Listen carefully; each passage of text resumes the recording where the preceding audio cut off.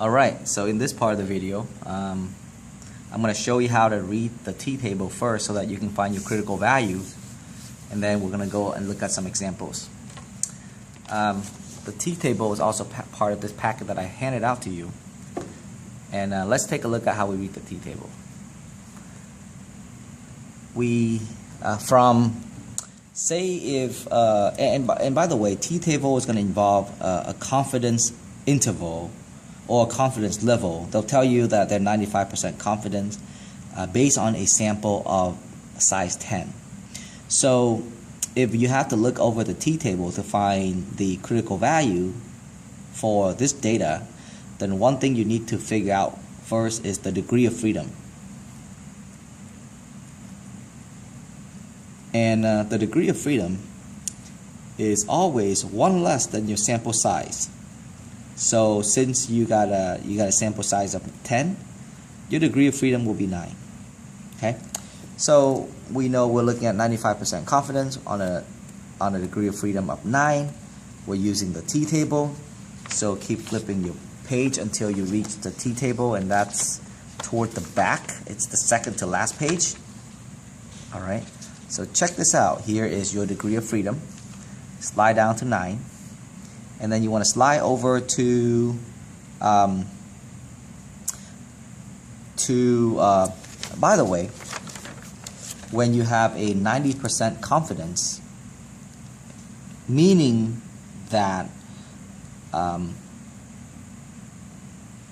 almost the entire curve is shaded except for 5%. Okay, so alpha would be 5% when you have a 95% confidence. So look up degree of freedom 9, and then alpha is considered to be one tail. Okay, so this is one tail.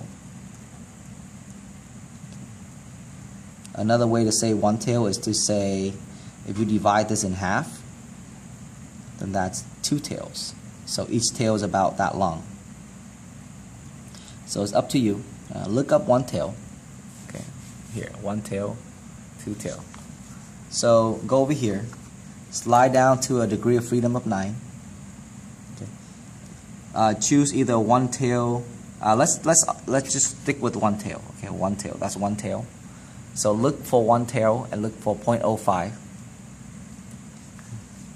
One tail, 0.05. Where's one tail? I'm sorry. I messed that up. That should be 2 tail. These are 2 tails. 2 tails. In other words, these 2 tails add up to 0.05. Okay, these 2 tails add up to 0.05. So if you take half of 2 tails, then it's 1 tail. Okay, sorry about that. So go back to your table, slide down to degree of freedom of 9, and go for 2 tail. Okay, 2 tail, which is 5%. And notice that the intersection, it's at 2.262, and that's your critical value. Okay, so your critical value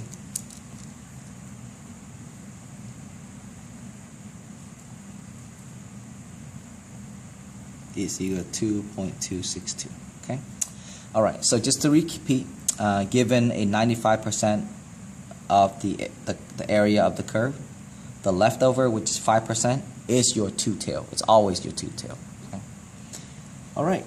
99% confidence based on observation of 20. So we know that our degree of freedom is going to be 19. Okay. Our 2 tail is actually 1%. Okay, because you have 90%, so the leftover is 1%. So 2 tails 1%. So you look up the degree, 19 degree, and you're looking up 1%, which is over here. Okay. Here's 1% at the bottom. See, it's 1%. 19 and 1%. So you're looking at 2.861. Okay. So the critical value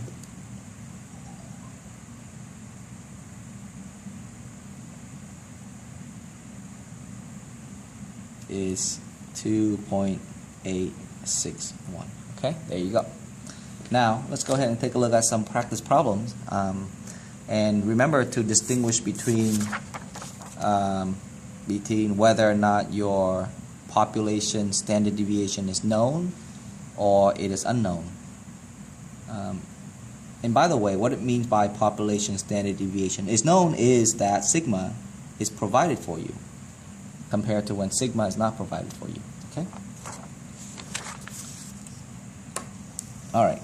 So let's say, so the first problem is going to be, it's going to involve known population standard deviation.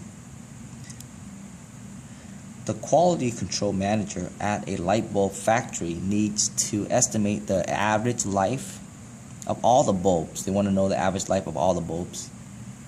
So they chose a random sample of 50 light bulbs selected from a shipment indicated that it has a sample average of 350 hours.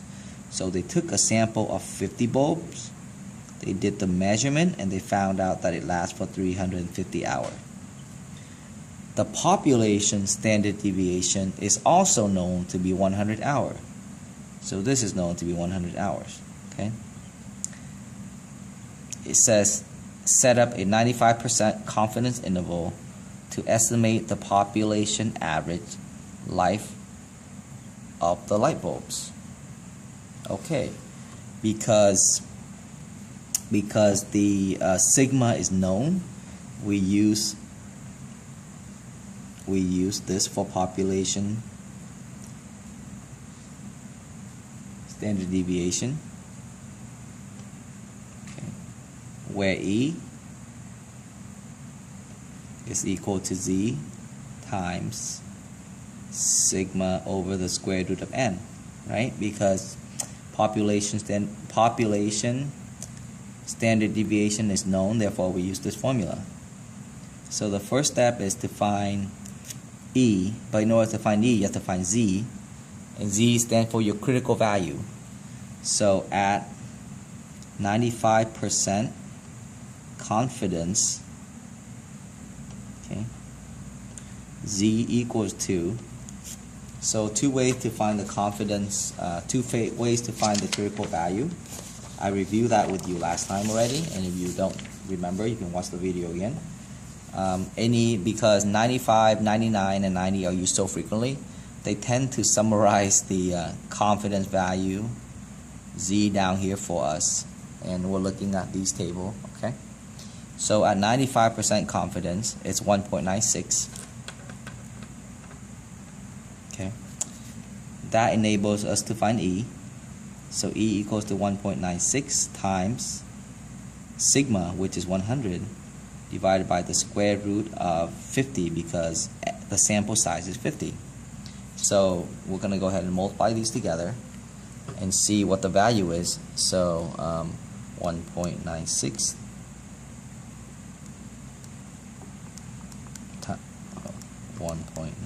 times 100 divided by the square root of 50. And we got 27.72. Okay, so E equals to 27.72. So we know that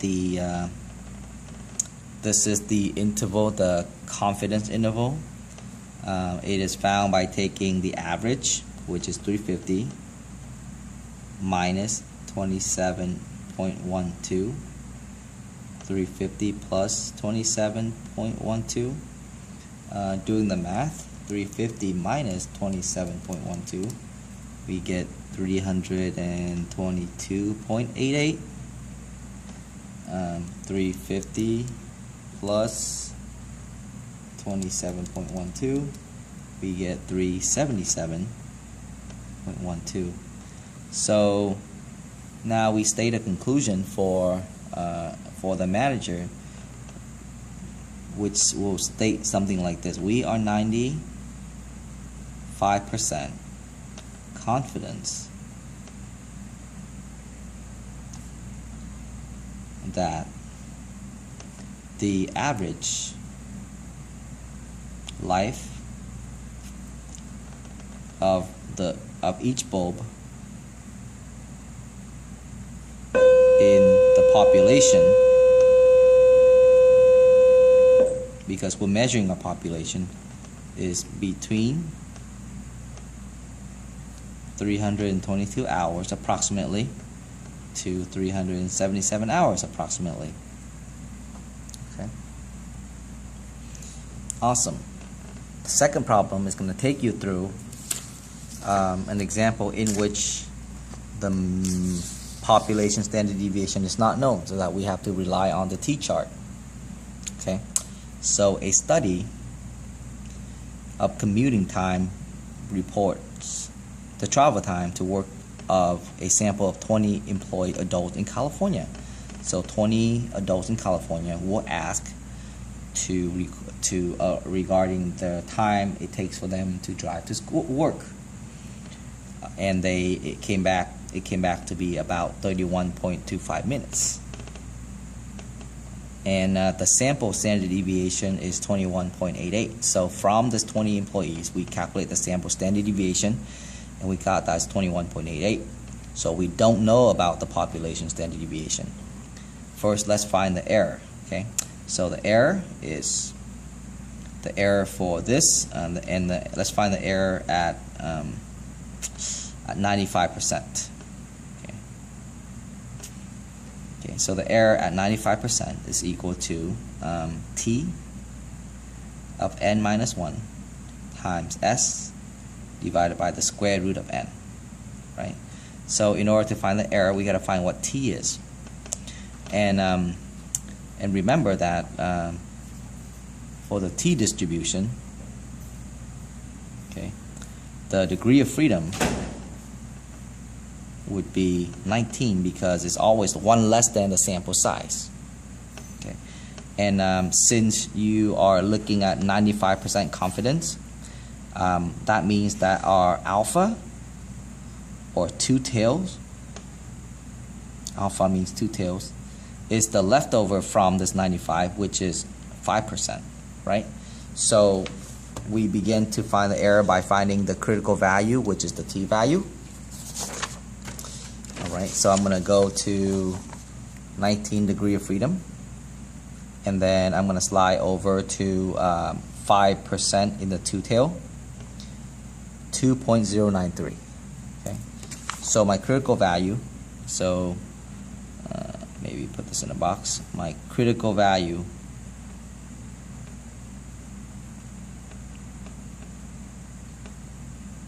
is 2.093.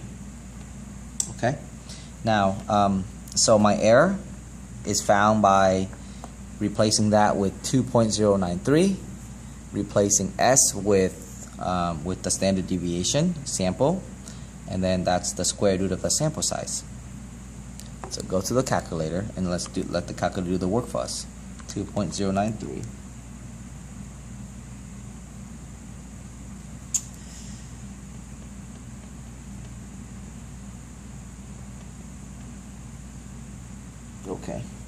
times s, which is 21.88, divided by the square root of the sample size, which is 20, and that comes out to be about 10.24. Okay, so the error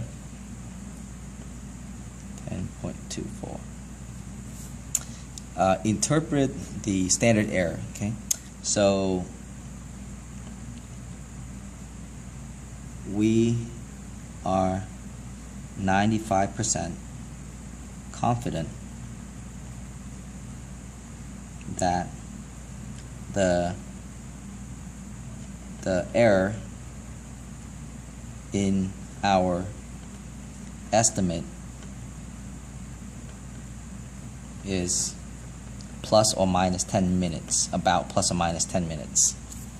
So if we're wrong, we're off by, give and take 10 minutes. Alright, find the 95% confidence interval for the mean time commute to work. So remember, it's x bar minus e, x bar plus e. Okay, since x bar is 31.25 minutes and e is 10.24,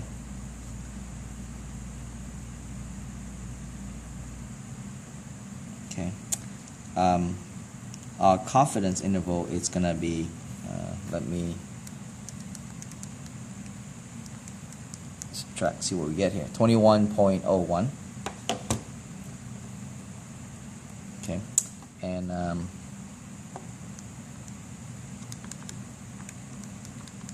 we get 41.49. Okay, so what does that mean? We are 95% confident that the average time of commute for each Californian is between approximately 21 minutes to 41 minutes to get to work. Alright, awesome. What's the next part of the video, and I'll show you how to use the calculator to actually find the confidence interval so that you don't have to actually do the calculation, which is really nice.